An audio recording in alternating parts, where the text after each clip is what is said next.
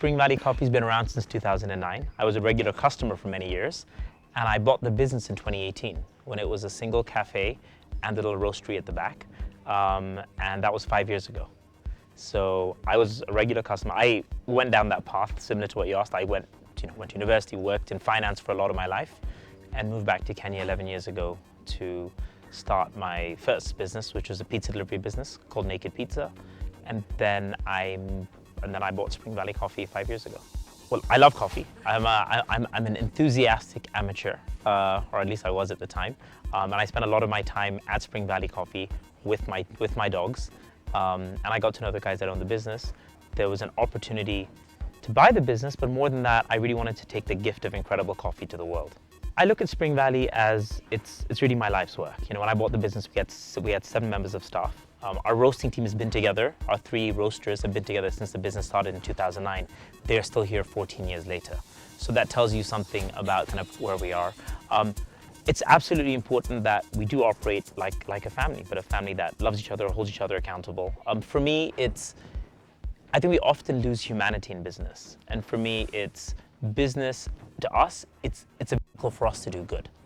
It's a vehicle for us to transform change in the world. We really believe in the power of incredible coffee. And that's through to our cafes, through to the farmers that we work with, to the jobs we create. I mean, 5 years ago, we had 7 members of staff. Today, we have over 70. We had 1 location. We're just about to open our 10th.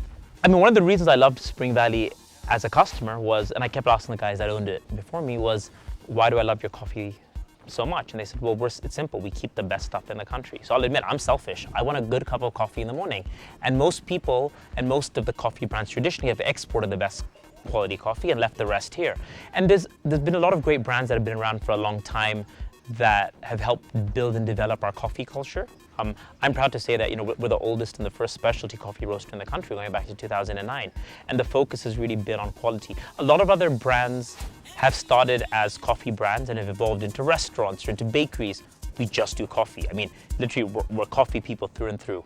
And that's the focus. That coffee's 90% of our menu. We literally serve 6 or 7 types of pastries, of which we proudly don't make any of them. We work with great artisans, great bakers, to bring that stuff to life. That's not our business. We're in the coffee business and we're singularly focused on that. When I took over the business 5 years ago, we had 2 types of coffee. We had a dark roast and a medium roast. We were the first to introduce a naturals, which is a naturally processed coffee, but roasted in Kenya.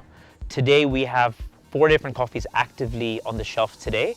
We're introduced, and we have different seasonal ones, but for us, we want to showcase the best of what Kenya has to offer. So while we have coffees from the traditional Mount Kenya highlands, we have coffees from the slopes of Mount Elgon, but the Kenya side. We have coffee from the Nandi Hills. We're just about to release a coffee from Eastern Kenya near Machakos. People look at me and they're like, there's coffee in Machakos. We're literally, we've always had a coffee seasonally that comes out of Rongo in South Nyanza. And people are like, there's coffee in South Nyanza? And for us, we're like, absolutely. And we actually roast a significant portion of it. On a few different levels, I mean, I'm hyper cognizant of the environmental impact of our business and everything we do, from roasting all the way down to you as a consumer enjoying a cup of our coffee. So for the roasting process, you know, we're currently installing something called a vortex into our roastery. So we've now moved to a fully mono material packaging. I wrote a huge blog post about it, about our entire journey over the last 5 years, the mistakes we've made and what materials we're using that are fully recyclable in Kenya. For every cup of coffee we sell, the takeaway cup, we plant a seedling. In fact, we work at the nursery back here to do that. And we are in the process of working towards trying to completely eliminate single-use takeaway cups. Very good question. Because we're a coffee forward and we're a specialty coffee roaster and cafe, our focus is singularly coffee.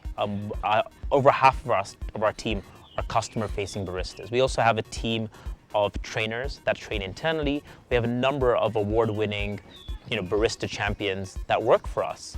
And for us, it's really coffee comes first.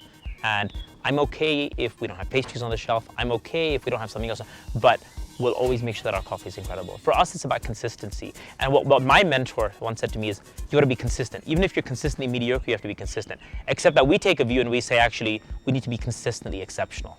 And we truly believe that incredible coffee has power. It transforms lives. It has a chance. It gives people an opportunity to connect. It drives innovation.